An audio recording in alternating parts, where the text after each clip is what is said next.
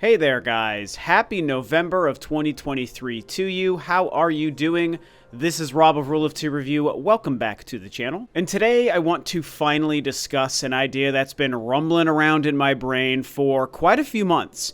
And it has to do with The Legend of Zelda Tears of the Kingdom, which of course is Nintendo's big game for 2023. It has been a massive hit, very well reviewed, incredibly high selling.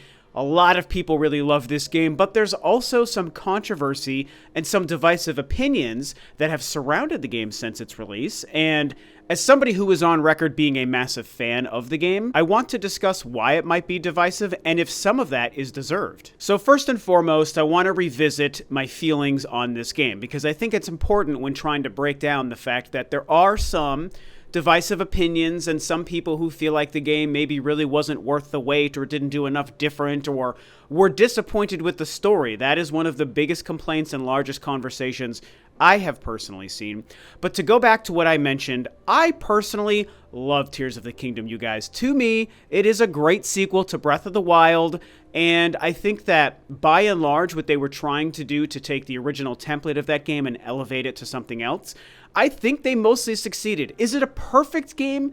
No. Is it close to perfect, though? For me, yeah, it's pretty darned close. To me, the game rests on quite a few really large strengths. I think Ultra Hand, while not something I enjoyed using throughout the world to just craft things for fun, it is something I absolutely loved doing to solve puzzles, to try to reach areas that I couldn't otherwise access, and of course for solving the shrines, which I think were very well crafted around the Ultra Hand mechanic. And so I'm not a crafty guy. I'm not going to run through games that ask you to make your own gameplay and do that. So I'm not into Mario Maker. I'm not into Minecraft and a couple of other example games out there that might rely on those kinds of mechanics. And so even with Ultra Hand, I'm not running around Hyrule just building things to see if I can build a robot or a dinosaur or like a NASCAR car. I'm not out there trying to do that, but when I come across a puzzle or an item or a cliff or something that I can't solve or somewhere I can't get to, then I'm going to spend some time trying to see how I can use Ultra Hand to solve that immediate problem that's right in front of me. And to me, that was a fantastic mechanic and I absolutely loved it in that setting. Another thing we have to talk about does come down to the map of Hyrule. This is an interesting and one of the more divisive topics around the game. And while I rest in the middle of things I like and things I don't like about it, I think the reason I want to focus on it as a positive is simply because they found a really interesting way to take a familiar map that we all knew very well from Breath of the Wild and make enough changes by explaining that time had passed and things happened with Hyrule Castle and everything since the end of Breath of the Wild. They kind of justified why some things were different. And I can't speak for you guys or everyone, but for myself, even though the general geography was the same, I found that most places I went to still felt new. I felt like I was in, yes, Hyrule, but also a different place almost anywhere that I went. Other than a few towns like Rito Village and Hateno Village and, you know, some of those kinds of locations, when I was just running around the rest of the general topography of Hyrule, I usually found myself feeling like it was fresh and new and different. Yeah, the desert was in the southwest corner and Death Mountain was in the northeast corner. You know, those quadrants were the same, but all of the in-between to me felt different enough that I still enjoyed it and was able to kind of trick myself into believing I was kind of in a new world. And of course, I can't go without talking about the sky and the depths, which are obviously the biggest differences, maybe other than like the Ultra Hand and the crafting mechanic. In terms of gameplay, those were huge differences. But in terms of the world and just the scope of the game and how and where we play, the addition of the sky and the Sky Islands and the depths below, that was the big change. And I think the biggest selling point Nintendo tried to get across in the marketing and the build-up to the game. Now, I made, obviously, a ton of videos and discussions and previews about the game in the many months, even year or so leading up to the game, and I really just wouldn't shut up in any of my videos about how excited I was for the sky and those islands. I'm a huge fan of Skyward Sword. I've been a defender of Skyward Sword since it released in 2011 on the Wii. I still have my Wii copy, and I actually played it a few years ago before we even knew the HD version was coming to the Switch. And of course, I loved the Switch version even more. I think they did a phenomenal job. So because of that, I've always been somebody who gets very excited about the idea of being able to traverse the sky and be on these islands and find little huts and NPCs and quests and things on islands floating in the sky above Hyrule. That was cool to me in 2011, and I was so excited to see Nintendo take that to the next level with modern technology with Tears of the Kingdom. Now, there are definitely elements to the sky that maybe didn't completely live up to all of our expectations. And even I'll admit that I even made a video about that, I don't know, a week or a month or so after the game had come out. But by and large, I still loved it. And it was enough of a change to the formula, and it was exciting and interesting enough for me to be up there in some of those sky islands and to run around and do things that I still ultimately took it away as a positive and a step in a direction that I want Nintendo to continue down. I really loved being up in the sky. And then we come to the depths. And look, man, I loved the depths. The first time I went down there, it was like terrifying, but in a good way.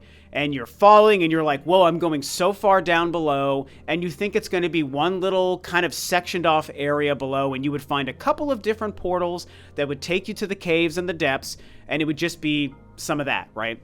But the first time you go down, you hear that horn that to me made it felt like I was in Lord of the Rings, you know, coming up on a swarm of Urukai that were being constructed and created by Sauron. You know, I was like, dude, this is so crazy. I feel like I'm in Isengard right now. And you go down there and you realize as you start to traverse it that the freaking depths is the exact same size as the entire map of Hyrule above. Then you realize that those light seeds that I'm not remembering what they're called. Maybe they were called light seeds. But those light seeds are tied to the shrines above them. And you go to one of those and you activate it and you get more light and you realize there's so much to do. And there's all sorts of unique enemies and there's items to find. And there's even a temple down there, spoiler alert. It's incredible. And so some people didn't feel happy with traversing the depths. I personally did. I thought it was one of the coolest experiences and additions to the world, and it's a huge positive for me. And there are other things I can talk about, the story being probably the biggest one, and we're going to obviously get into that here. To me, the story was definitely another positive takeaway. I don't really have an issue with how the story happened, but I know people do, and that's going to feed into this next part of the conversation. When we talk about if it's justified for some folks to feel like this game was a disappointment or a letdown and wasn't really the deserved sequel to Breath of the Wild that we all felt like we should have gotten. And even though I clearly disagree with that because I just spent several minutes describing to you so many of the things I loved about the game, I can admit, you know, trying to put my impartial hat on here, I can admit that I understand, I think, why some people feel that way, even though it's not how I feel and I don't agree with it. Okay, so it's possible for me to not agree with something, but maybe understand and follow the logic of someone who feels differently than me. And I think that I can see that because even though I just listed many of these things as positives, I can see how other people can take them away as negatives. And I think that being in the same map of Hyrule, as much as they tried to change it, that could be seen as a disappointment and a negative to some people and maybe aids into the whole idea of Tears of the Kingdom being $70 DLC, which I do not agree with. I'm sitting here playing through Spider-Man 2 right now, which is another version of the same New York City from the previous two Spider-Man games, and this game is phenomenal to me. I love Spider-Man 2 on my PS5, and it doesn't feel like DLC the same way Tears of the Kingdom didn't feel like DLC. But to someone who might feel that way, I can follow the logic, because if I could have picked, I would have still liked a completely different map of Hyrule, or a totally different area, the same way Majora's Mask took us to Termina following the Ocarina of Time. And then when it comes to the sky, you know, yeah, you can make a case against how they really executed it, because even I'll admit, I loved the sky. It's one of my favorite parts of the game, but also there was less to do up there than I was anticipating. And as I talked about in my video many months ago about this, I do think that there was a missed opportunity to make it easier to traverse through the sky and to stay in the sky if you just wanted to spend a 5-hour session only in the sky, discovering secrets and coming across enemies and shrines and NPCs and whatnot. They relied so much on Ultra Hand to make flying vehicles to get around that to me, it took away from the experience a little bit. Not to mention, getting to and from the sky, you know, you can reverse time and travel up that way. You can also go to the Skyview Towers, and that's a great way to get up there as well. And as you upgrade your stamina and everything, you can really start to get around by relying on those towers. But it's not the same as, Skyward Sword so brilliantly gave you access to a freaking huge bird. They gave you a Loftwing and said, here's this huge bird you can use at any time to fly for infinity and go to any island and any place and land and jump off and fly again as much as you want. You can go up, you can go down. You're not just falling and using a sailcloth. It was awesome. And that's one of the things that Skyward Sword somehow, in my opinion, managed to do better than the game that came out in 2023, Tears of the Kingdom. Obviously, Skyward Sword was limited by other things technologically, and there wasn't a whole lot of islands, there wasn't a whole lot of things to do. You're really mostly supposed to be in the maps below or spend your time on Skyloft Island. Those are the only things you're really supposed to do in that game. But the fact that they gave you access to just a bird to fly wherever you want to any of those islands, it was awesome. And it's a shame that Nintendo didn't design Tears of the Kingdom with some other way to do the same thing. Yeah, I get that people who are really good with Ultra Hand can make flying vehicles and they can upgrade their Zonai device and their battery power enough that they can fly forever in a tricky way, and that's cool. But just for me and my personal tastes, I would have liked it if it didn't rely on Ultra Hand and there was another way to just fly through the sky and stay up there. And so, because even I feel that way, I understand why other people might have felt disappointed by how they really addressed the Sky Islands. And then, of course, we come to the story, which is the big to-do, I think, for a lot of folks. And look, here's what I'm going to say about this. The Zelda franchise is my second favorite gaming franchise of all time, right behind Metroid, you guys know. And because of that, and I'm old enough that I was playing the original Zelda on the original NES when it came out. I was 5, 6 years old when my older brother brought home a Nintendo and The Legend of Zelda when it was brand new in the mid-freaking 80s. That's how old I am.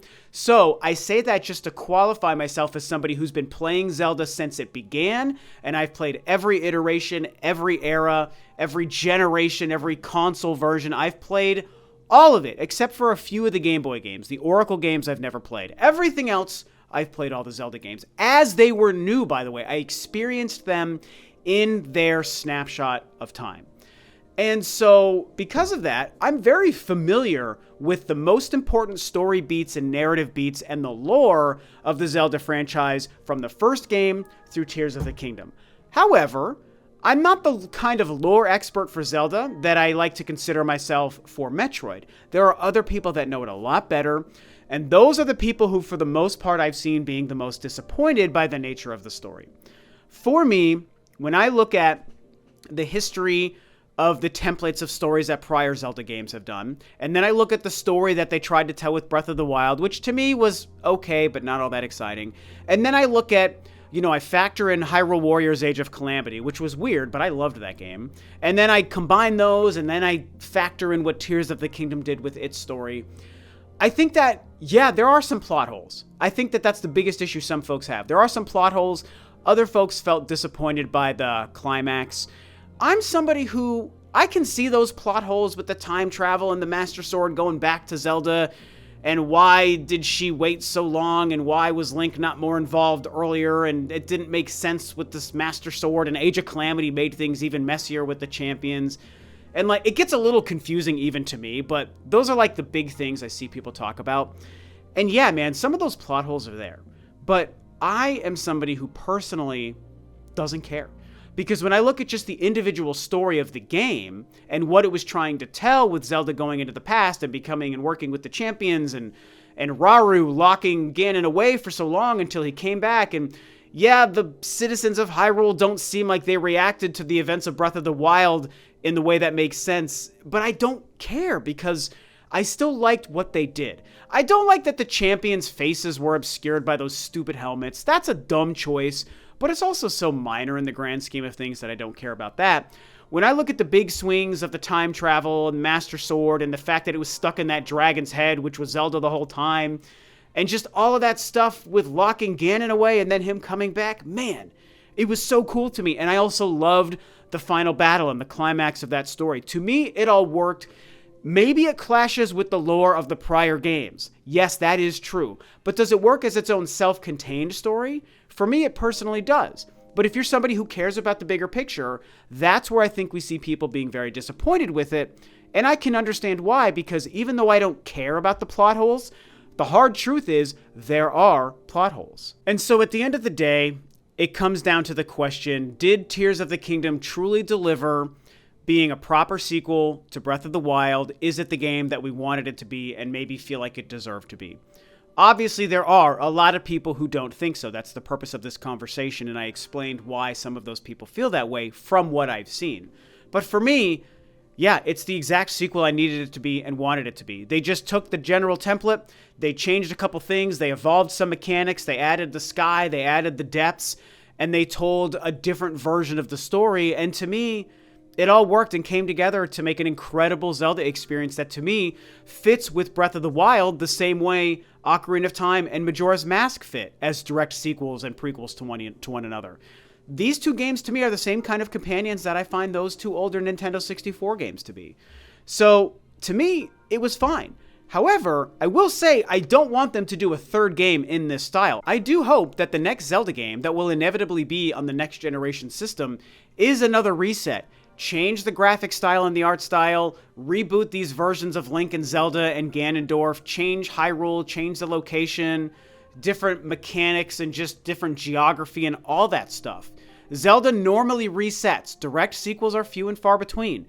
It's really like Majora's Mask and Tears of the Kingdom are like the only two direct sequels. I know it gets a little bit goofier if you start adding in like Phantom Hourglass to Wind Waker and things like that. And that's all true. A Link Between Worlds is a sequel to Link to the Past.